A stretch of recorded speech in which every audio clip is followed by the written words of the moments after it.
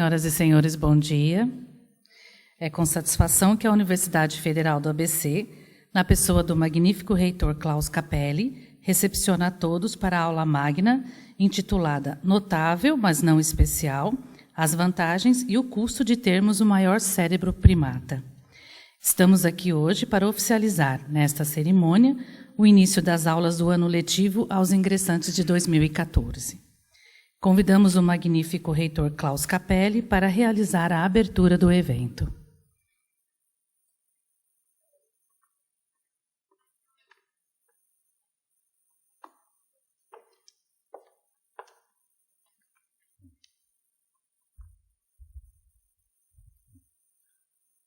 Bom dia a todos. A aula magna é uma aula muito diferente das aulas que costumamos ter na universidade. O público-alvo da aula magna não são os alunos de uma ou outra disciplina, não são os alunos de um ou outro curso. O público-alvo da aula magna é toda a comunidade acadêmica. Docentes, servidores técnico-administrativos, alunos da graduação, alunos da pós-graduação e todos que se interessam no assunto da palestra. E quem não se interessa pelo assunto do cérebro, do pensamento humano. Mas é claro que o público-alvo principal são os alunos. Estou muito contente em ver tantos alunos da universidade aqui hoje. Os alunos que hoje estão na graduação provavelmente não tinham nascido ainda 24 anos atrás.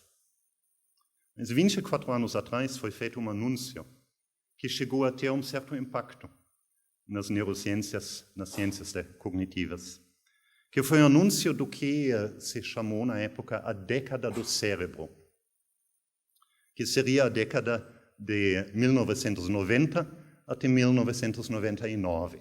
Em 99, acredito que todos vocês já tinham nascido. Em 90, provavelmente muitos não.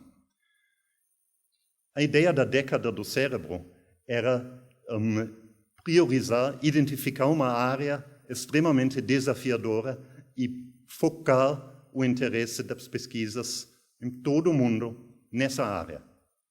A pesquisa no funcionamento do cérebro. Passou-se essa década, agora passaram-se 24 anos, e ainda estamos pesquisando o cérebro, que se mostrou muito mais complicado, talvez, do que se esperava em 1990. Certamente uma década não foi suficiente para fazer justiça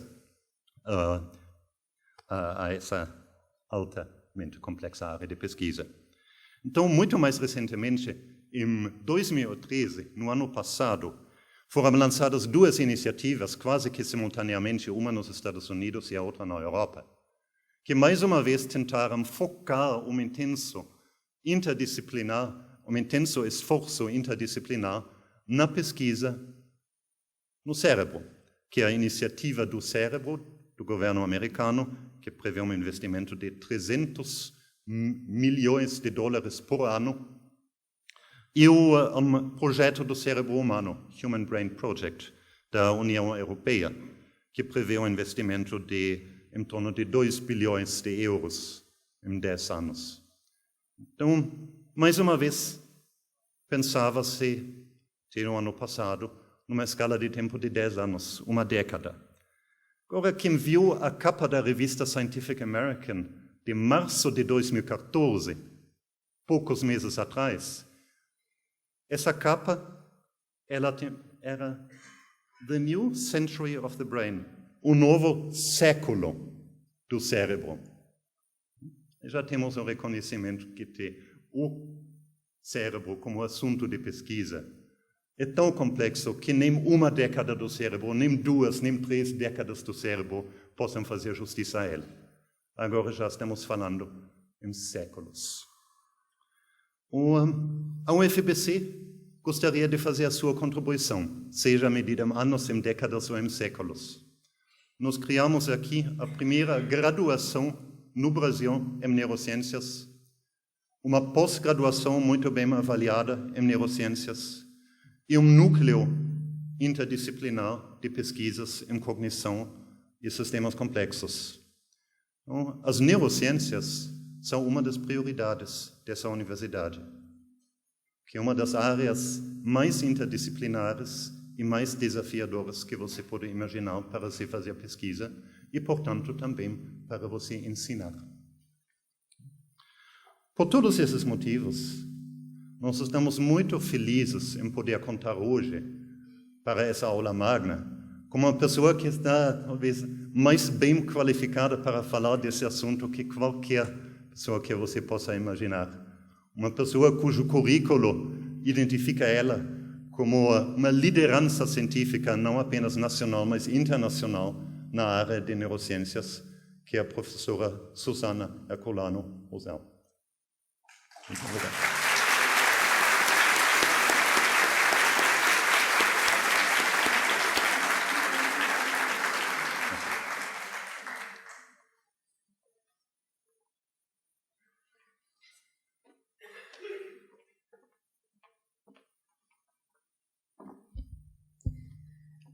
A nossa convidada, professora doutora Susana Carvalho Herculano Rosell, é neurocientista, professora associada da Universidade Federal do Rio de Janeiro, com pós-doutorado no Instituto Max Planck de Pesquisa do Cérebro da Alemanha, doutorado na Universidade de Paris, mestrado na Case Western Reserve University, nos Estados Unidos, bióloga formada pela Universidade Federal do Rio de Janeiro. É cientista do Estado do Rio de Janeiro pela FAPERJ, pesquisadora 1D do CNPq, scholar da James McDonnell Foundation. É também autora de 6 livros de divulgação científica e colunista da Folha de São Paulo e da revista Mente e Cérebro.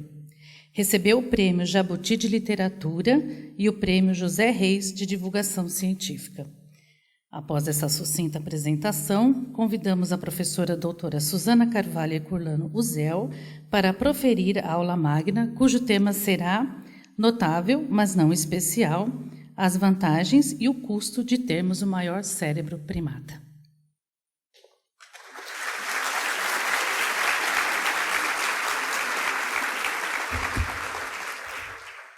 Bom dia a todos. Eu quero, antes de mais nada, me dizer quão honrada eu me sinto de dar essa aula magna para vocês. Agradeço enormemente ao convite do magnífico senhor reitor, professor Klaus Capelli.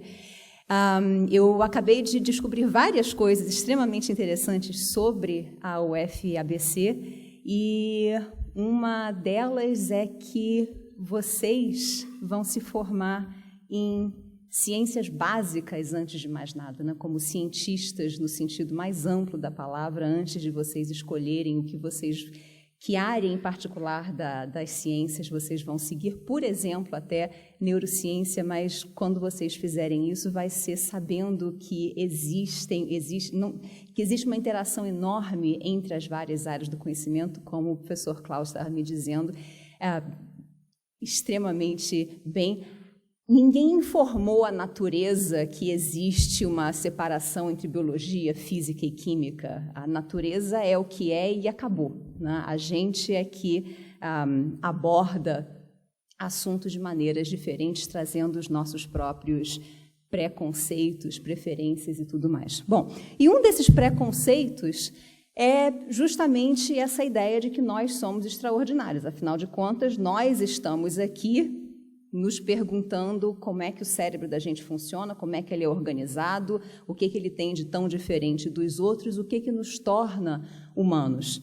E eu vou passar os próximos 40 minutos contando para vocês algumas das coisas que a gente vem descobrindo a respeito no meu laboratório, na UFRJ.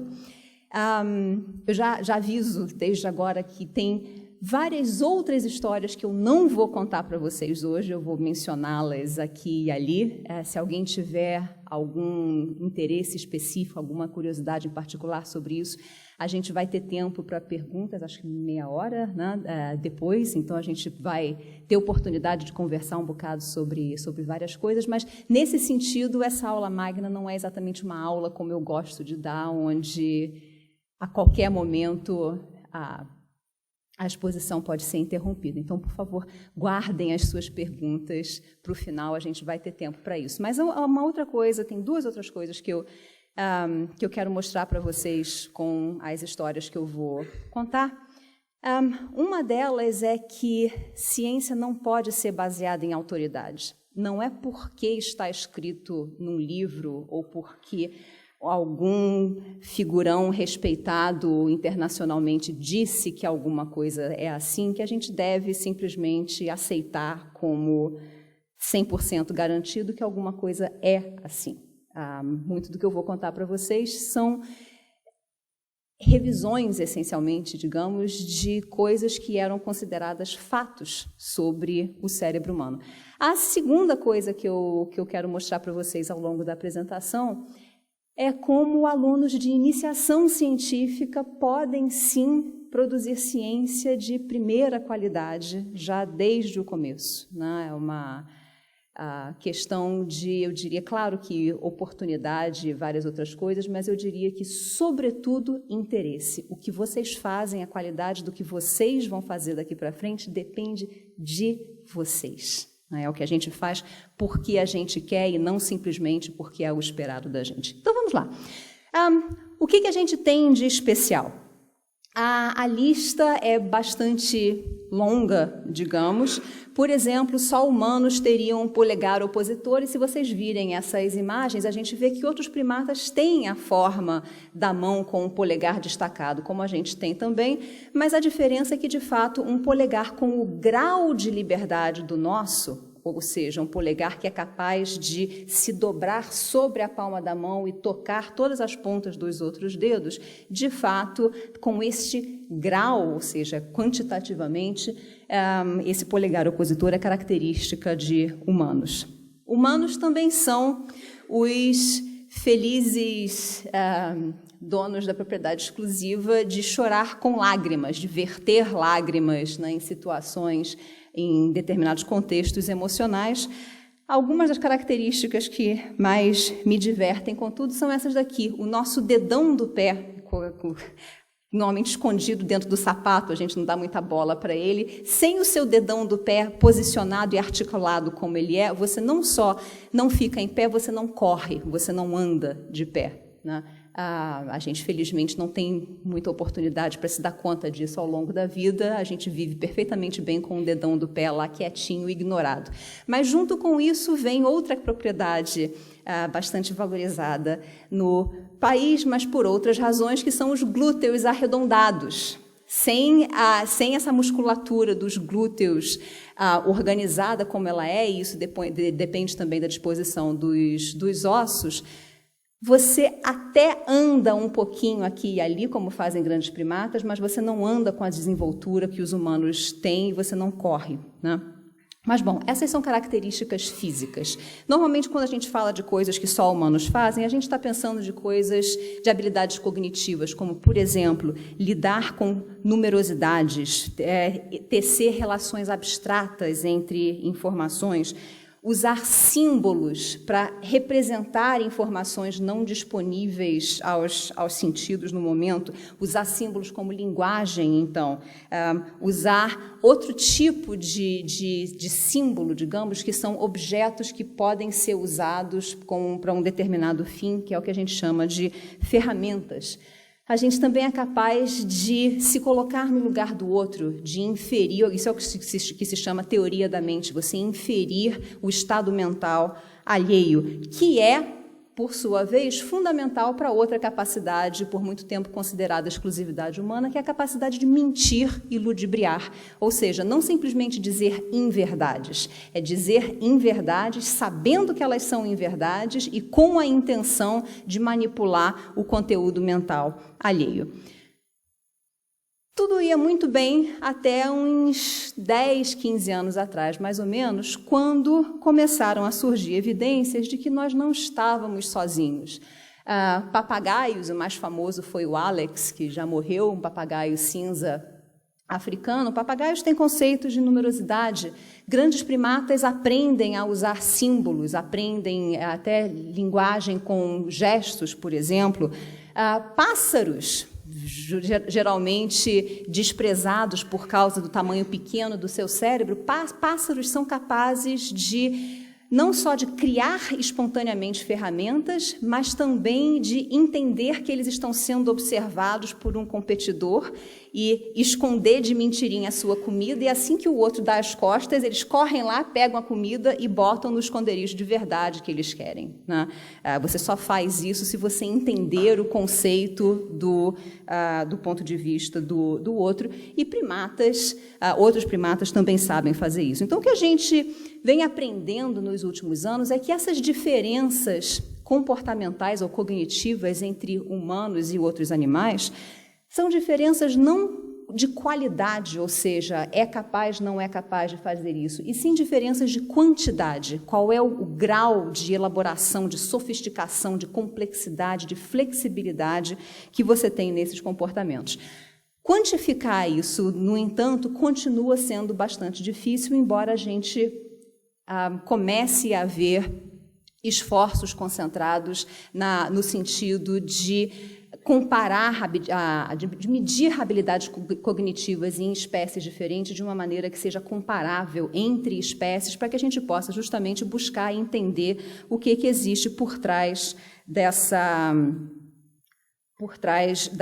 habilidades cognitivas, em particular as humanas. Bom, o que tem por trás necessariamente tem que estar relacionado ao cérebro. A gente sabe de uma série de maneiras diferentes que toda atividade mental é produto do funcionamento do cérebro. Então, se existe algo de especial ou de notável no cérebro, no comportamento humano, nas capacidades cognitivas humanas, isso necessariamente deve se dar por causa de características desse cérebro. E uma das características mais marcantes é o tamanho do cérebro humano, que evolutivamente, de fato, parece fugir a uma série de regras. O que vocês estão vendo aqui é a curva de variação do tamanho do cérebro, mais especificamente, na verdade, da capacidade craniana. Nos dias de hoje, a gente tem aqui o tamanho médio, o volume médio da capacidade craniana humana, e voltando no tempo até 7 milhões de anos atrás, a gente vê de 7 até um pouco depois de 2 milhões de anos, a gente vê uma tendência lenta a um aumento no tamanho do cérebro, encontrado em vários outros grupos de animais também, né? Existe uma tendência ao aumento do tamanho do cérebro. Mas algo muda na nossa história recente de uma maneira radical, que faz com que o tamanho do cérebro naqueles seres que são os que estão diretamente que estão na nossa linhagem direta, né, os nossos ancestrais diretos, eles têm um cérebro que começa a aumentar radicalmente de tamanho, muito e muito rápido, né? Então, esse aumento extraordinariamente rápido e extraordinário em tamanho do cérebro humano tem, há décadas, muito naturalmente, sido considerado a coisa mais extraordinária do cérebro humano, né? O tamanho que ele alcançou. Ao mesmo tempo, e por muito tempo, se considerava que cérebros de mamíferos eram todos mais ou menos a mesma coisa, seriam todos variações do mesmo padrão, digamos, da mesma forma, apenas versões maiores ou menores de um cérebro construído de uma determinada maneira.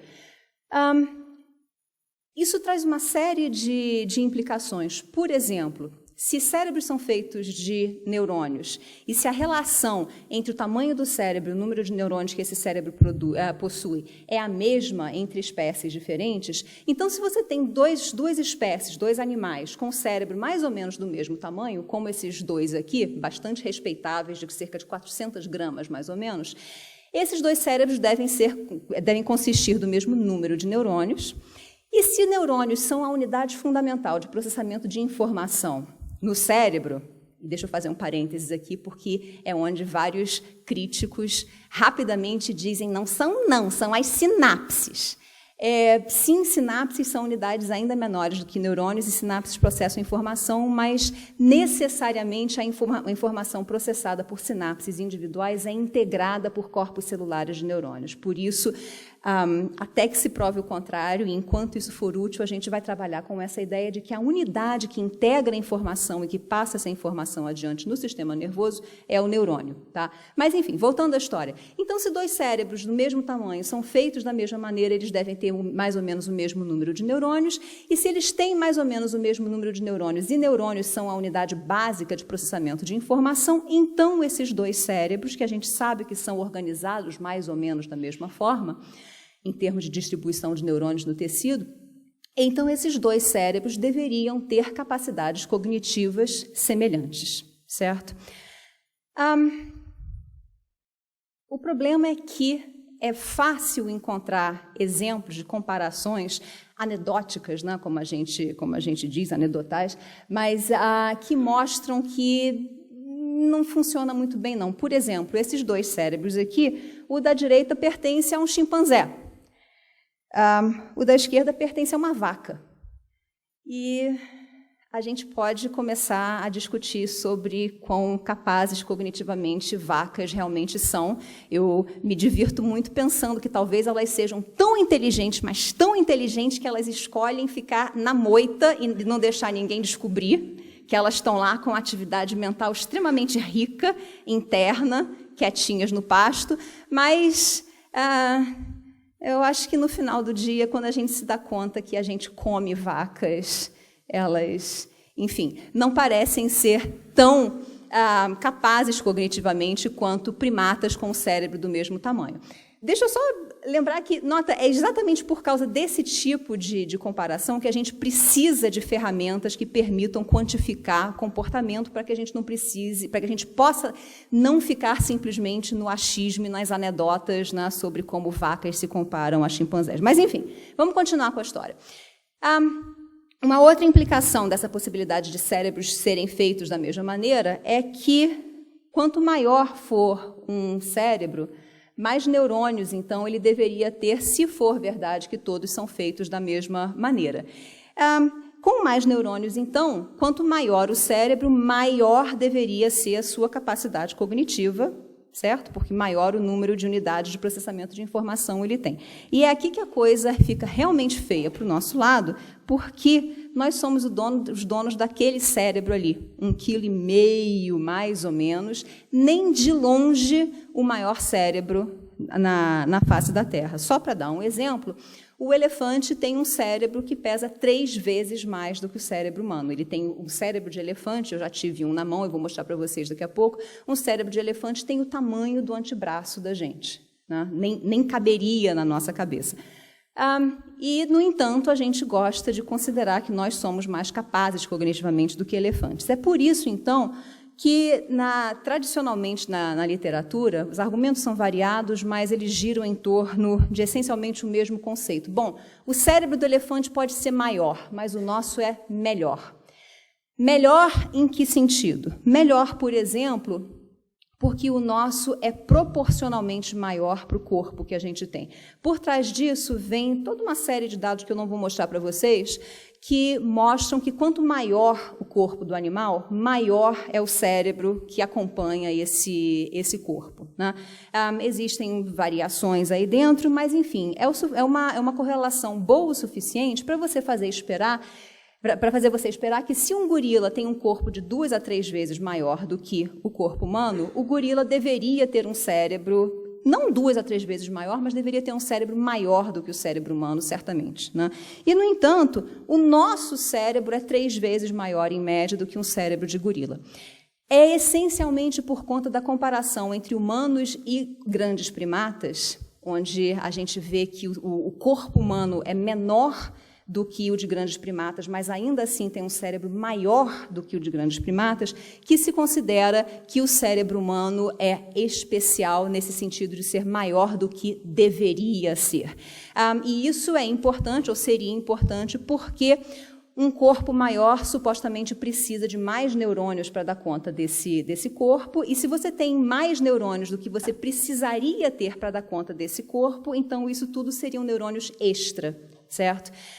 Isso é toda uma outra história que eu não vou mais falar a respeito, eu vou só mencionar, por enquanto, para vocês que a gente pôde mostrar por uma série de maneiras diferentes que o número de neurônios no sistema nervoso central, de fato relacionado diretamente com o controle do corpo, é muito pequeno. Então, esse argumento de que um corpo maior precisa de mais neurônios, ele é provavelmente irrelevante. Mas vamos continuar na história. A outra maneira do cérebro humano ser especial é na quantidade de energia que ele consome. O cérebro da gente representa apenas 2% da massa corporal, mas ele sozinho consome 25% da energia que a gente precisa por dia, em média 2.000 quilocalorias, né, para ser correto, no total, 500 das quais vão diretamente para o seu cérebro, né, ou seja, 25% do seu aporte calórico diário. Só para colocar isso em contexto, na natureza, o segundo lugar pertence a pequenos mamíferos cujo cérebro custa no máximo 8 a 10% mais ou menos do aporte calórico do corpo. Então, isso realmente parece extraordinário, mas, como eu vou mostrar para vocês daqui a pouco, na verdade não é quando você descobre qual é a comparação correta, na verdade, né? Bom, tudo isso no meu ver, quando eu me interessei por essas questões 10 anos atrás, depende de você entender de que o cérebro humano é feito e como ele se compara com outros cérebros. E vocês já devem ter ouvido falar que o cérebro humano tem 100 bilhões de neurônios, né? Quando eu me interessei por essas questões, eu fui revirar a literatura e eu descobri que esse era um número que muita gente citava, mas sem dar referências. Ninguém sabia de onde esse número tinha vindo e, por uma razão muito boa, esse número não vem de lugar nenhum. O que existia na literatura eram estimativas de ordem de grandeza e só isso, né? Então, a gente precisava descobrir, de fato, de que é feito o cérebro humano e como ele se compara a outros cérebros. A maneira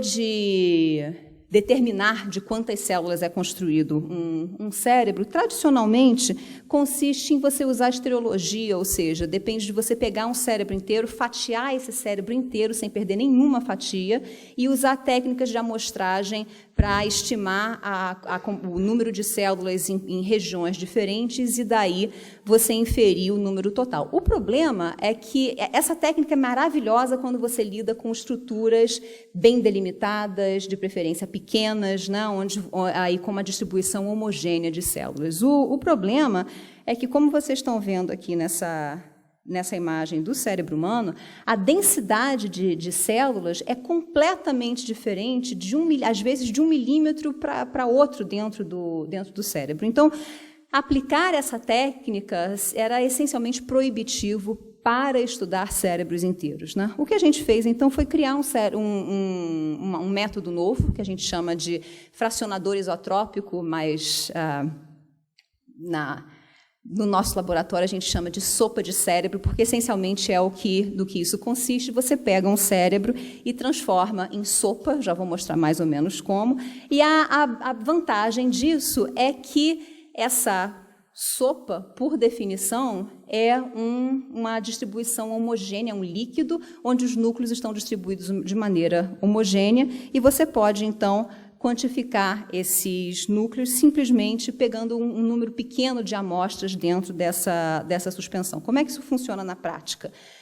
Digamos que isso aqui seja o seu tecido cerebral fixado. Isso pode ser usado, na verdade, com qualquer tecido constituído por células que tenham núcleos. Núcleos por quê? O método consiste em você pegar esse tecido e dissolver por fricção mecânica em detergente. Você dissolve as membranas celulares e fica com apenas núcleos intactos.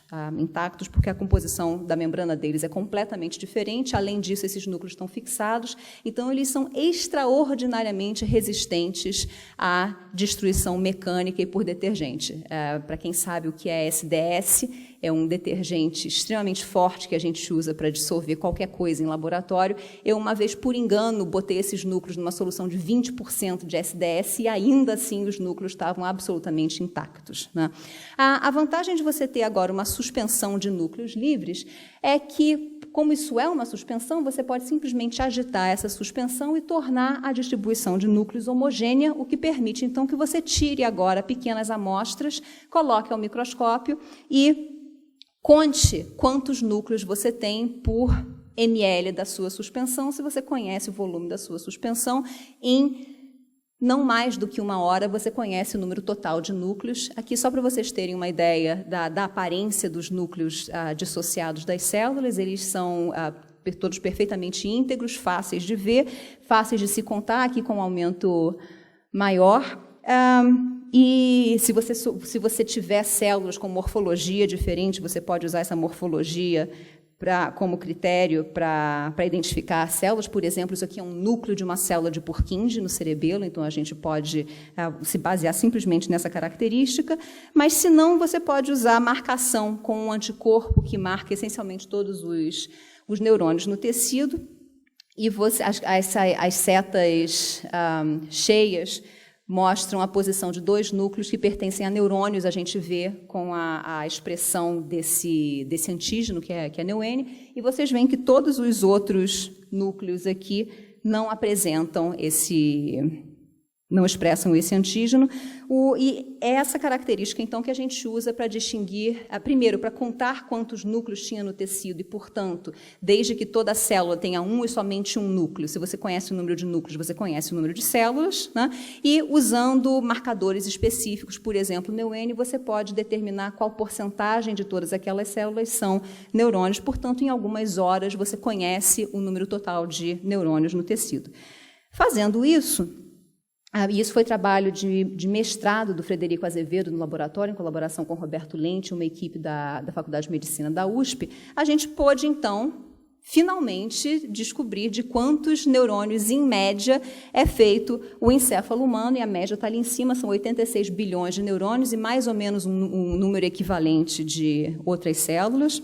A distribuição é essa daqui. Eu quero só chamar a atenção de vocês para uma coisa, que estão vendo que o córtex cerebral representa 82% da massa, né, do encéfalo como um todo, e é esse córtex cerebral proporcionalmente enorme e maior na espécie humana do que em quase todas as outras espécies. Era ele que se atribuía ele que continuam se atribuindo às capacidades cognitivas humanas, né? A gente depende do córtex para combinar informações, fazer inferências, análise lógica, se colocar na posição do outro e tudo mais, mas, enfim, muito se dizia a respeito da expansão relativa do córtex cerebral humano. E o que vocês estão vendo aqui é que, embora essa parte do cérebro, de fato, corresponda a 82% do cérebro como um todo, ela contém apenas 19% dos neurônios, ou seja, é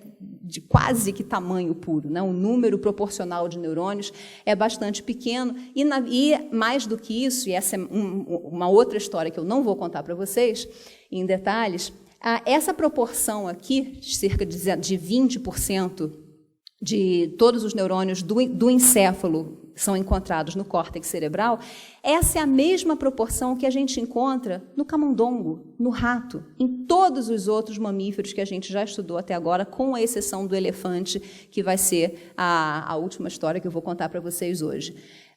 Ou seja, essa expansão relativa do córtex não reflete uma expansão do número de neurônios no córtex humano. Bom, como é que a gente se compara com outros animais? O que eu estou mostrando para vocês aqui é uma árvore evolutiva de mamíferos, ou seja, ela mostra a radiação a partir do ancestral comum, ela mostra a divergência de vários grupos de mamíferos, primatas estão aqui, e uma das coisas importantes nessa figura é que ela mostra que cérebros grandes aparecem várias vezes independentemente na evolução. A gente não vê uma história gradual, digamos, de cérebros progressivamente maiores. Não, você vê divergência, mas, de fato, dentro de cada uma desses grupos, você vê cérebros aumentando em tamanho, né? Mas o cérebro humano é apenas mais um desses cérebros grandes. Então, para entender como é que o cérebro humano se compara com outros, a gente precisa responder essa questão. São todos esses cérebros, de fato, construídos da mesma maneira como se supunha? Ou seja, dois cérebros do mesmo tamanho sempre terão mais ou menos o mesmo número de neurônios? E, segundo, um cérebro muito maior do que o nosso tem, de fato, mais neurônios do que o nosso? Ou será que é possível que eles sejam construídos de maneiras diferentes? Então, eu vou mostrar dados para vocês de vários grupos que a gente já estudou, ali roedores em verde, primatas, inclusive a gente em vermelho, os ex-insetívoros em amarelos, e aqui em rosa artiodáctilos, quirópteros e afrotérios, inclusive o elefante. Só para vocês terem uma ideia de quanto é possível se fazer em pouco tempo, a gente já tem mais de 60 espécies analisadas em, no máximo, 8 anos, né, de análise. Mas, bom, vamos lá. Então, o que a gente encontra? O que vocês estão vendo aqui nesse gráfico é cada ponta é uma espécie diferente, e onde a gente vê a massa média do encéfalo naquela espécie e o número de neurônios encontrados naquela espécie, né? Isso aqui é um gráfico log-log, o que quer dizer que a variação é muito maior do que ela parece ser aqui. E eu queria chamar a atenção de vocês para essa diferença aqui entre primatas... entre primatas e outros não, entre roedores e outros não primatas, que são esses grupos que eu estou fitando aqui com essa reta, e primatas que não se encaixam nessa relação. O que a gente está vendo aqui é que é uma resposta àquela primeira pergunta. Todos os cérebros de mamíferos são feitos da mesma maneira? Não. Cérebros de primatas são feitos de uma maneira diferente de qual maneira, de que modo? Se você tirar uma reta horizontal aqui, você vai descobrir que um cérebro de mesmo tamanho, num primata, tem muito mais neurônios do que num cérebro de não primata. E outra coisa importante aqui é que essa relação ela tem a forma de uma função potência, o que por si só já quer dizer uma série de razões, quer dizer que a construção do cérebro ela não tem uma escala específica, né? Mas para os nossos fins aqui, no momento, quer dizer que você pode escrever uma equação que descreve como que a massa do cérebro varia em função do número de neurônios que esse cérebro tem para espécies que não são primatas. Bom, e você pode fazer a mesma coisa para os primatas e descobre que são duas funções bastante diferentes. Na prática, o que isso significa, e tem vários detalhes aqui que eu não vou contar para vocês, mas na prática o que isso significa é que quando roedores ganham mais neurônios no seu cérebro, o tamanho médio desses neurônios aumenta. Os neurônios mais numerosos se tornam também maiores. A consequência disso é que o cérebro aumenta em tamanho de uma maneira inflacionária. Por exemplo, em roedores, a gente pode calcular que um neurônio com 10 vezes mais neurônios, um roedor com 10 vezes mais neurônios no cérebro, tem um cérebro não apenas 10 vezes maior, e sim cerca de 40 vezes maior. O que é diferente do que acontece em primatas. Na evolução, ao longo da evolução, quando primatas ganharam mais neurônios no cérebro, o tamanho médio desses neurônios praticamente não variou, o que quer dizer que um primata com 10 vezes mais neurônios tem um cérebro apenas 10 vezes maior também, o que é uma maneira muito mais econômica de colocar neurônios dentro desse cérebro, né? As consequências para a relação entre o tamanho do corpo e o número de neurônios no cérebro são evidentes, a gente vê nesse caso aqui, né? Aqui a reta para os não primatas em verde, a reta para os primatas em vermelho, a gente vê essa divergência, e o que isso significa é que, se você pegar dois animais com mais ou menos a mesma massa corporal, um primata e um não primata, Você talvez esperasse que eles tivessem o mesmo tamanho de cérebro, com mais ou menos o mesmo número de neurônios, mas, na verdade, o que você não estava vendo e o que não se suspeitava até então é que o primata, por ser um primata e não por ser especial, ele tem um número maior de neurônios concentrados dentro do cérebro daquele tamanho, simplesmente porque neurônios são acrescentados de uma maneira diferente. Próxima pergunta. Como é que a gente se encaixa nisso? Sabendo que a gente tem, em média, 86 bilhões de neurônios, a gente pode agora usar aquelas equações e fazer as contas para calcular o que seria esperado de um cérebro médio, hipotético, genérico, um cérebro genérico de roedor e um cérebro genérico de primata com 86 bilhões de neurônios. Basta resolver aquelas equações para 86 bilhões de neurônios e você descobre que um roedor genérico com 86 bilhões de neurônios teria um cérebro de 36 quilos. É uma criança inteira, a criança inteira é um cérebro. É para soar absurdo mesmo, porque por uma série de razões a gente estima que o tamanho máximo de um cérebro é em torno de 10 quilos, mais do que isso, e ele colapsaria embaixo do próprio peso. Esse cérebro impossível de 36 quilos viria dentro de um corpo de quase 90 toneladas. Aqui, nota, com um simples cálculo matemático informado em dados biológicos, a gente pode deduzir uma série de coisas muito importantes. Primeira, nós não somos um roedor genérico com 86 bilhões de neurônios. Qualquer comparação entre um primata e um roedor, neste sentido, é absurda, a partir do momento em que você entende que são dois tipos de animais diferentes, com uma composição celular do encéfalo muito diferente, né? Então, comparado com o roedor genérico, sim, a gente pareceria ser especial. A questão é que essa comparação ela é absurda e, digamos, ilegal por essas razões. Segundo, a gente descobriria também que um roedor genérico que tivesse um cérebro com não 86 bilhões de neurônios, mas com um número razoável de neurônios ainda viável, provavelmente teria que ser aquático, porque ele não conseguiria movimentar esse corpo todo em terra. Terceiro, a gente não precisa se preocupar com mutações que gerassem roedores gigantes, porque mesmo com aquele tamanho todo, eles provavelmente ainda teriam um número muito pequeno de neurônios no cérebro. Bom, e um primata? Nós não somos roedores. Será que a gente é simplesmente primata? Um primata com 86 bilhões de neurônios, um primata genérico, pelos nossos cálculos, teria um cérebro de mais ou menos 1,2 kg, mais ou menos, que está certo, um corpo de 60 e poucos quilos, mais ou menos, que também é perfeitamente razoável, ou seja, nós somos primatas. A gente tem um cérebro de primata construído com a composição celular e neuronal que você esperaria encontrar em qualquer primata, né?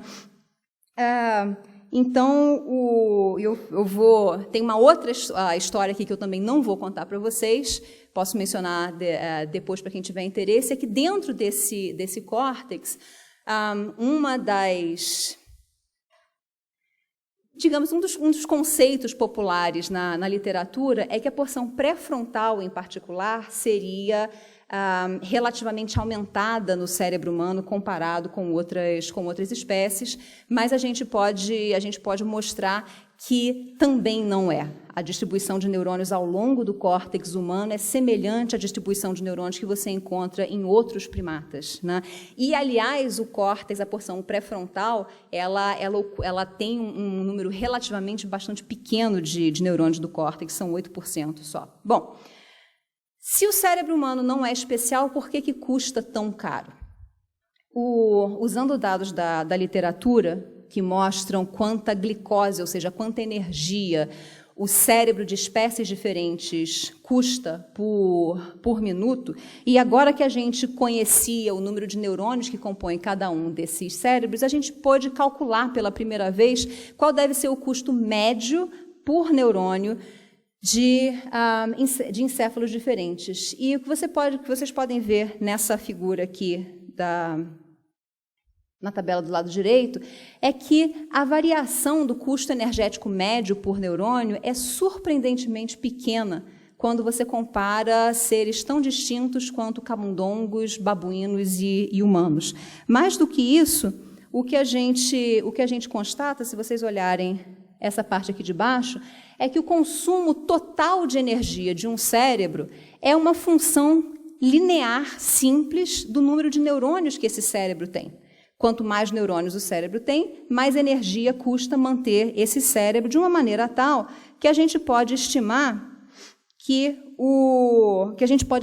o custo médio de 1 bilhão de neurônios em um cérebro de mamífero, qualquer que seja esse mamífero, é cerca de 6 calorias por dia, 6 quilocalorias por dia. Se você tem cerca de 86 bilhões de neurônios, então o seu cérebro custa 516 calorias, né? E, portanto, a razão pela qual o cérebro humano custa tanta energia se torna, por essa ótica, nada mais do que simples. O cérebro humano custa um monte de energia porque ele tem um monte de neurônios, mas ele custa apenas o esperado para o número de neurônios que ele tem. Por que que isso se traduz em 25% da energia necessária para o corpo? Porque a relação entre o tamanho do corpo e o número de neurônios que o cérebro tem é diferente entre primatas e todos os outros mamíferos, né? Então, o cérebro humano custa muita energia não porque ele é especial, e simplesmente porque ele é um cérebro de primata que tem um número enorme de neurônios, né? E aqui a gente chega, então, à última pergunta, à última questão que eu quero levantar com vocês, que é se grandes primatas chegam a ser ainda maiores do que a gente, por que que não são eles que têm mais neurônios do que a gente? Por que que é o contrário? Como é que aconteceu que nós, humanos, temos o maior número de neurônios dentre os primatas?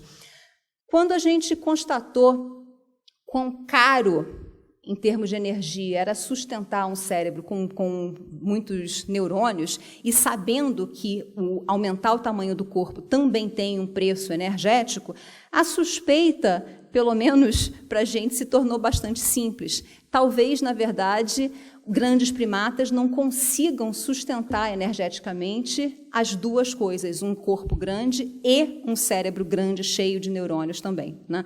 Talvez, quando você chega nessa ponta do espectro de variação de tamanho do corpo e do cérebro, talvez você seja forçado pela natureza, né, a fazer uma opção. Ou bem você investe num corpo grande, ou bem você sustenta um número grande de neurônios, mas não as duas coisas.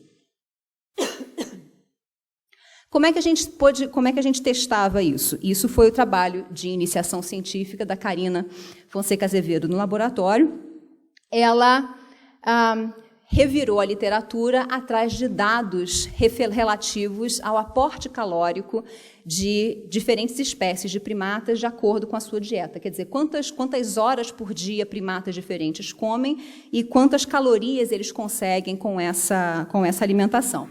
E ela colocou isso de um lado da balança, quanta energia você tem, de espécies diferentes têm disponível ao longo do dia. No outro lado da balança, ela colocou quanta energia custa um corpo, e isso a gente sabe calcular a partir da lei de Kleiber, bem definida na literatura, onde o custo energético do corpo cresce com o tamanho do corpo elevado a um expoente de 0,75. Somado a isso, o custo do cérebro calculado com aquelas 6 quilocalorias por bilhão de neurônios, né? E o importante aqui é que somente serão viáveis aqueles seres cuja combinação de tamanho do corpo e número de neurônios no cérebro custar menos calorias do que as que eles conseguem pela sua dieta, certo? Bom, o que vocês veem nesse gráfico aqui é como que o aporte calórico cresce conforme o tamanho do corpo aumenta, certo? O que faz sentido. Se você fica maior, a sua boca fica maior, você consegue ingerir mais energia mais rapidamente. O problema é que a inclinação dessa reta... Pode me trazer água, por favor? O problema é que a inclinação dessa reta tem um expoente de 0,5. Eu acabei de mencionar para vocês que o custo metabólico do corpo cresce com um expoente de 0,75 da massa do corpo, ou seja, corpos de primatas custam mais energia, mais rapidamente do que esses primatas conseguem energia para se sustentar. Ou seja, em algum momento isso aqui dá na parede. E você tem, portanto, um tamanho máximo possível para primatas. Mas nota só que depende do número de horas que você consegue comer por dia. Mas nota que isso aqui ainda não leva em consideração um cérebro, né, que custa energia também. Quando você coloca o cérebro na equação e resolve aquele sistema de equações para descobrir quais são as combinações viáveis de tamanho do cérebro e número de neurônios que podem ser sustentados com um determinado número de horas de alimentação... Opa, obrigada.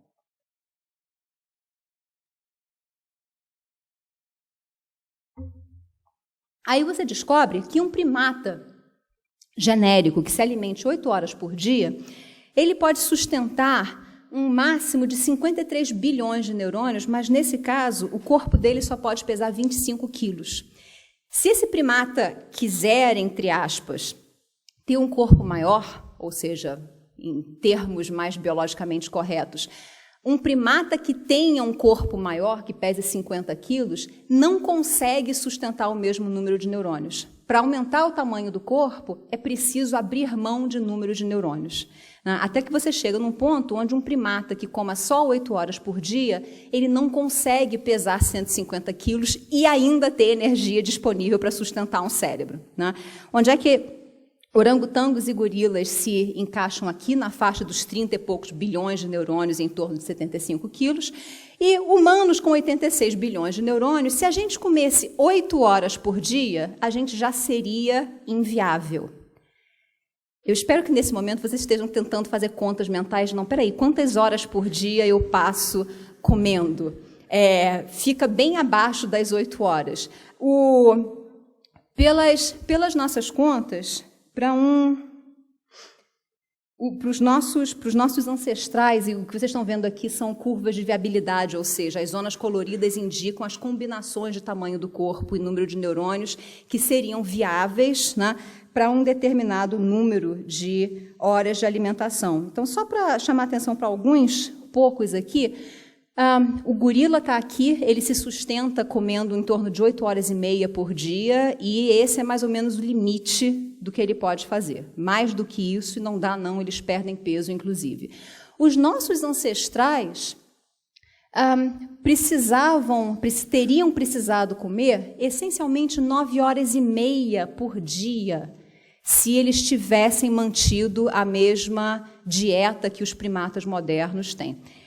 Deixa eu dizer de novo, isso significa que para a gente estar aqui, os nossos ancestrais, mantendo a dieta, com a mesma dieta que se aplica até hoje para outros primatas, os nossos ancestrais teriam que ter passado 9 horas e meia por dia, pensando em comida, procurando comida, conseguindo comida e comendo.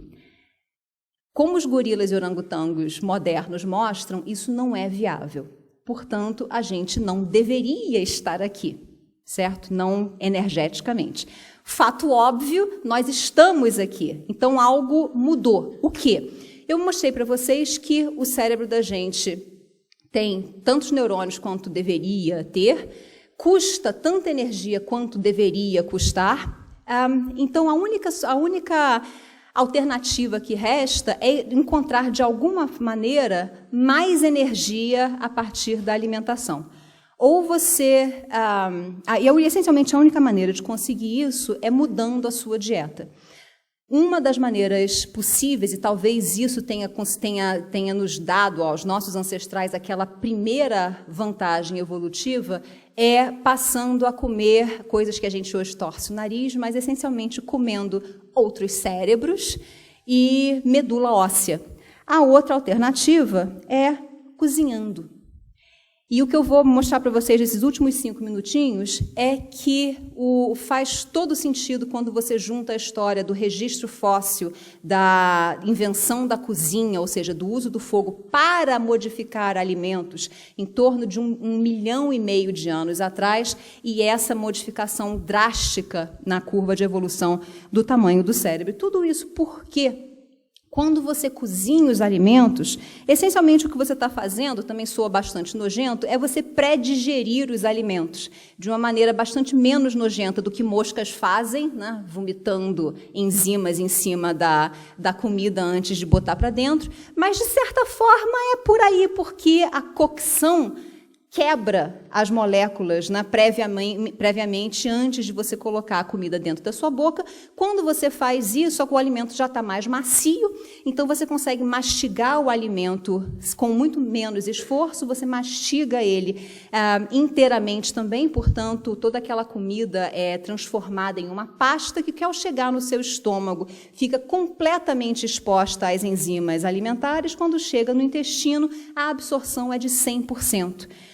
Comparado com, dependendo do alimento cru, mas uma batata crua ou uma cenoura crua, o rendimento calórico é de apenas 30%, mais ou menos, porque você não consegue mastigar o alimento completamente, ele não é completamente digerido pelas suas enzimas gástricas e, portanto, o rendimento não é completo. Essa hipótese não é minha, é de um antropólogo inglês que trabalha em Harvard há muitos anos, o Richard Wrangham, que já tinha proposto, por uma série de razões, que a invenção da cozinha estaria no começo, na origem, né, da evolução humana. E, de fato, quando você combina esses dados, o que você descobre é que, a partir do momento em que você consegue mais calorias em muito menos tempo e com menos esforço, porque você passou a cozinhar os seus alimentos, você precisa de muito menos tempo do seu dia para dedicar à caça, à comida, à preparação de alimentos e à ingestão de alimentos. Ou seja,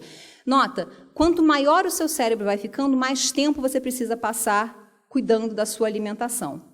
O que quer dizer que sobra menos tempo para fazer outras coisas e, portanto, ter um cérebro cada vez maior é um risco cada vez maior.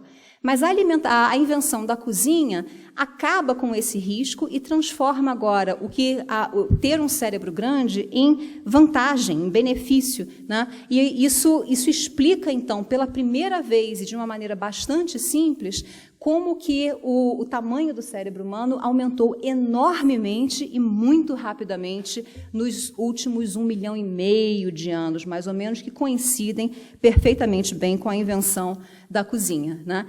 E o resto, então, é história que a gente pode descrever muito rapidamente como uma passagem, uma transição na história humana de alimentos crus para cultura, agricultura. E aqui ele demora, a gente espera, agricultura, daí para invenção da civilização, e com a civilização, mercados, supermercados, eletricidade, com a eletricidade, geladeiras e aquela tecnologia toda que hoje permite que a gente consiga todas as calorias que precisa para um dia e mais um pouco na lanchonete da esquina, né? O que faz com que o problema agora seja outro. Não é a dificuldade de conseguir calorias suficientes, é a facilidade de conseguir calorias demais. E a ironia suprema da história é que a gente hoje tenta resolver isso voltando a comer as saladinhas cruas, né?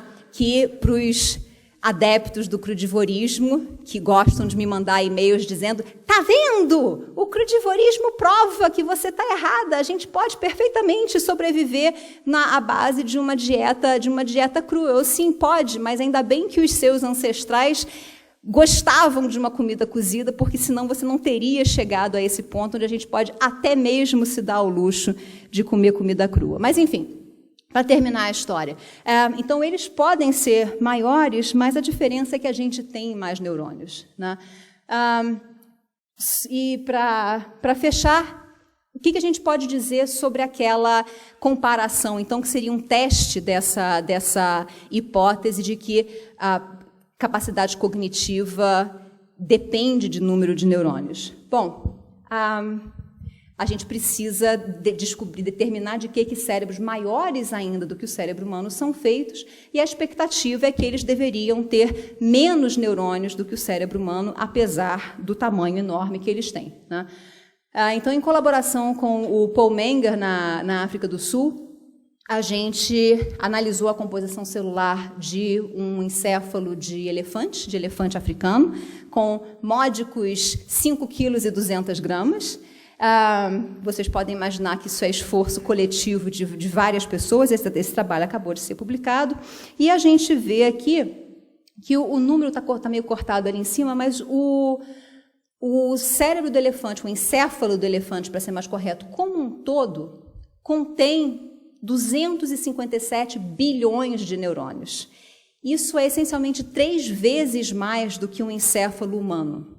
Sim, eu acabei de dizer que elefantes têm mais neurônios do que a gente. Mas, e aqui é onde a história acabou saindo melhor do que a encomenda, se você olhar a distribuição de neurônios, é o cerebelo, aquele pedacinho de trás do encéfalo do elefante, que tem 98% de todos esses neurônios. 251 dos 257 bilhões de neurônios do elefante estão no cerebelo. No córtex cerebral mesmo, são apenas 5,6 bilhões de neurônios, ou seja, 1/3 apenas do número de neurônios que o córtex cerebral humano tem, né? Portanto, se a gente fizer uma comparação entre espécies diferentes, a gente tem dados para todas elas, né?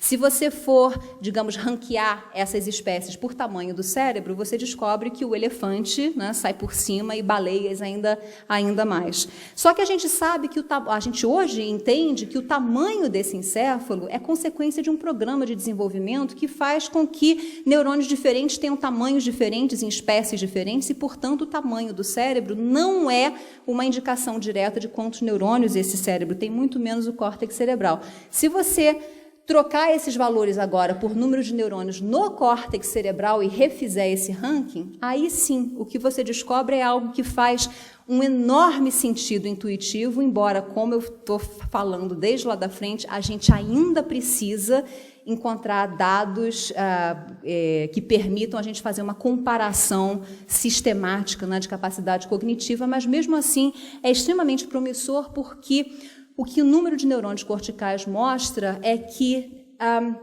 aparentemente, ainda está faltando a gente estudar os grandes cetáceos, mas, aparentemente, o córtex humano é o que contém o maior número de neurônios dentre os animais, seguidos de grandes primatas, elefantes e cetáceos se encaixam em algum lugar por aí, e isso casa bastante bem com a evidência não sistemática, né, mas pontual que a gente tem sobre capacidades cognitivas desses animais. Então, para terminar, a gente pode concluir, então, que o cérebro humano é notável no número de neurônios que ele contém, mas não é especial, ele não é extraordinário no sentido exato da palavra.